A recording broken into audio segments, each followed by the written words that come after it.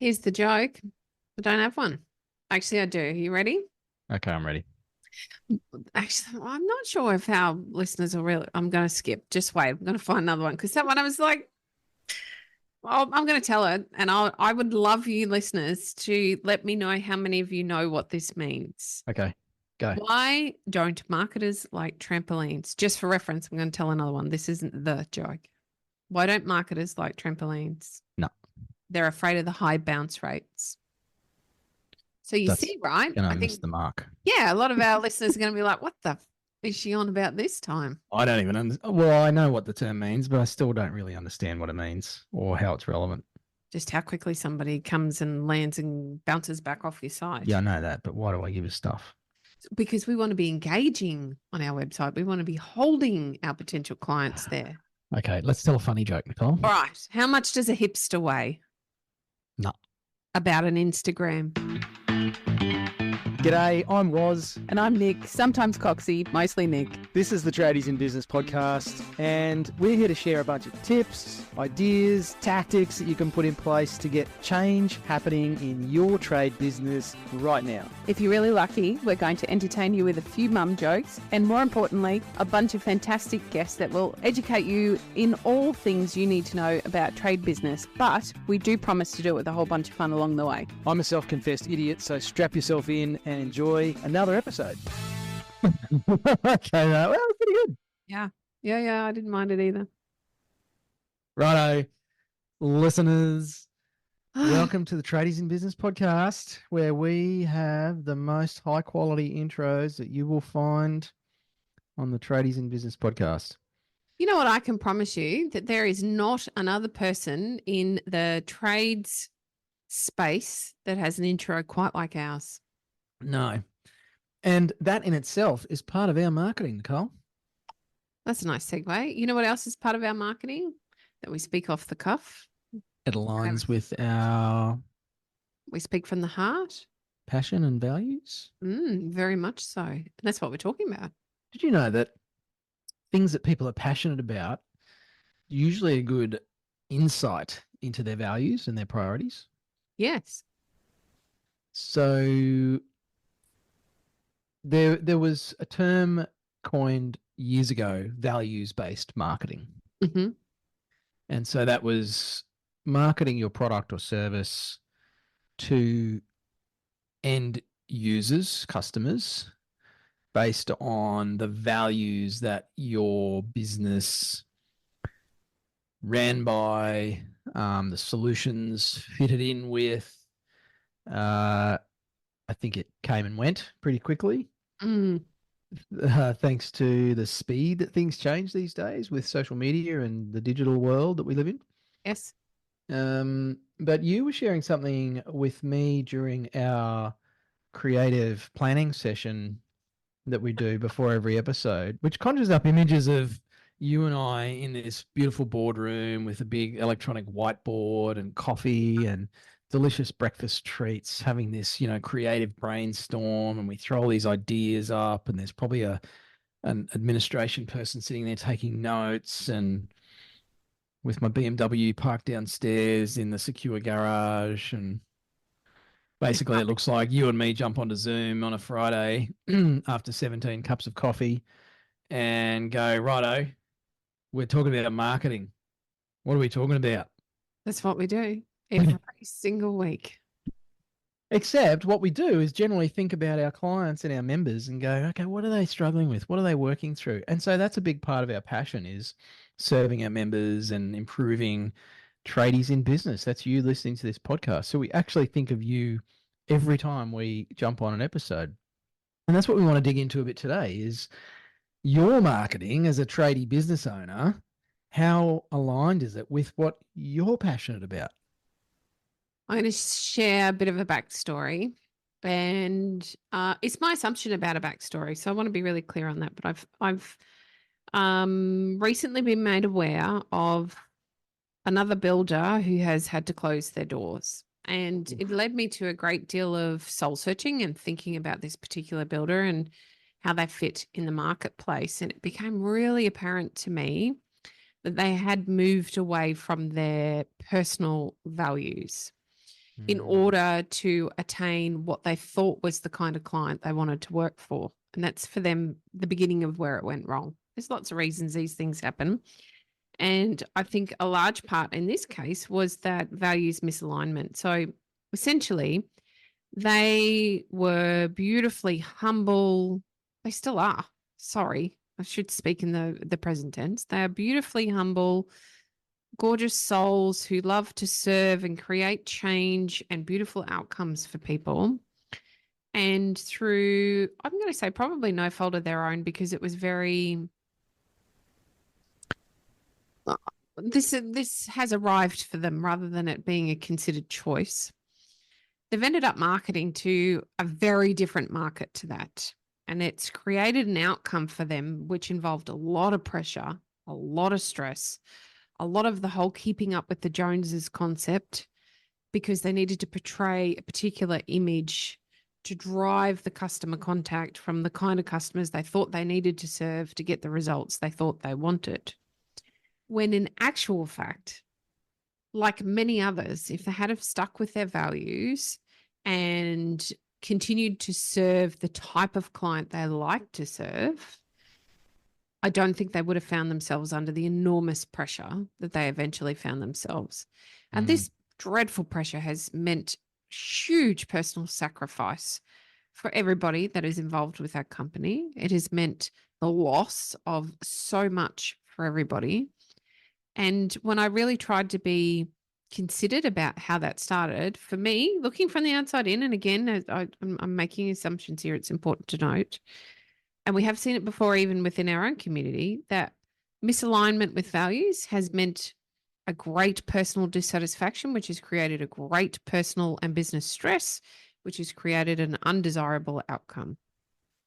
A simplified look at a very complex issue. And when we're talking about it today, we thought, well, I wonder how many of our clients are thinking about how they're marketing or who they're marketing to, and whether that aligns with the kind of work that they actually want to do.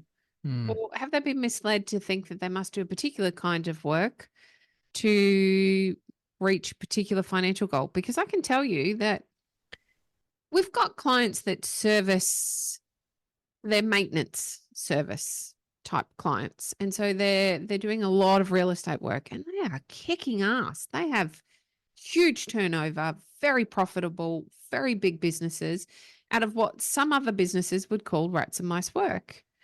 And we've got builders that are doing huge projects, and they're doing it incredibly, incredibly well and having the same kind of results, but it aligns with their values and it aligns with where they're going. And so they're able to comfortably withstand some of that pressure that comes with either of those businesses or either of those styles of business. And so I guess today is really all about, as an ambulance turns its siren on out the front of my house and scares the crap out of me. I hope you couldn't hear that on the podcast. For me today, really, it's just a check-in, I suppose. It's a thought and a check-in about that target market that you've chosen. We spoke about this a few weeks ago, identifying who they are. Does that actually align with what you were originally trying to do with your business? Does it align with the kind of work that makes you excited to get up and do in the morning? Where does that land for you? You're asking me? Well, I know that our clients are right within our wheelhouse, because you and I actually visit this quite frequently, right? This is an ongoing conversation we have at least monthly, if not weekly, in our marketing meetings. Yep. Simon Sinek wrote some good stuff about this in his book Starting with Why, I think it's called. Start with Why, or Starting with Why. Yep. Written many, many years ago. Many of you probably won't know who Simon Sinek is, S-I-N-E-K, if you want to look him up. And one of the core principles that he talks about is, particularly with bigger businesses, when the profit purpose becomes disconnected from the people in the business. And so my take on this, and something I see happen, is what you've just mentioned, Coxie, around chasing a particular type of work. I wouldn't say for the wrong purpose, but for a singular purpose, or one that's in isolation of some broader considerations. And so just doing a particular type of work because it's the most profitable can work for a time, Mm. And often it runs out of puff because you might not actually enjoy working with those clients, despite the fact that you're crushing the margins on that sort of work. Maybe it's a high pressure environment. Maybe the kind of people that you're working with are big corporate types, and you're not a big corporate type, and you really like working with, middle class Australians, or, you might like working with people who are a bit older and, need a hand in life. And so you get a real kick out of doing great work for retirees or, single mums or whatever might actually give you a buzz. And that's very different to, well, what's our most profitable work? And I think this could be, and I hope I've read your thread right here, Coxie, because we didn't have the fancy boardroom and the BMW and the planning meeting. You and I have been doing this together long enough that we generally are on a similar page. If you do work for people or customers or job types that is in a tighter alignment with your passion and your values, that can actually become very, very profitable for you anyway. Absolutely. Like you said, even if they, for someone, might look like rats and mice jobs, that can actually become a very profitable business. The jobs themselves might not have as great a margin as doing the big renovation or extension for the fancy doctor houses in certain suburbs of pick a capital city in Australia. But doing, smaller jobs for single parents, lower margins, but you become known as the person in that space, means your marketing ends up cheaper, you get more referrals, you have more repeat business, you got more loyal clients, you get more of a kick out of it. Maybe that means you get picked up by the media, your social media gets more of a following because everything you do just has that energy through it. It has that authenticity through it because it is in alignment. Think about, so someone I've seen do this really well, or there's a section of them now. There's quite a few of them, but there was, I think the original one was Tim the Mower Man. And I'm sorry if his name isn't Tim or I've got it all wrong, but he was going around and he was finding less fortunate people that he could contribute to by doing their lawns. And that clearly aligned with his passion, clearly, because he would be really excited about the result. And that's become like something that so many other people now have adopted as a business strategy. I think it's a great opportunity for you to check in with how your point of difference and how your values can become your point of difference. They very much have for Warwick and I here at Tradies in Business.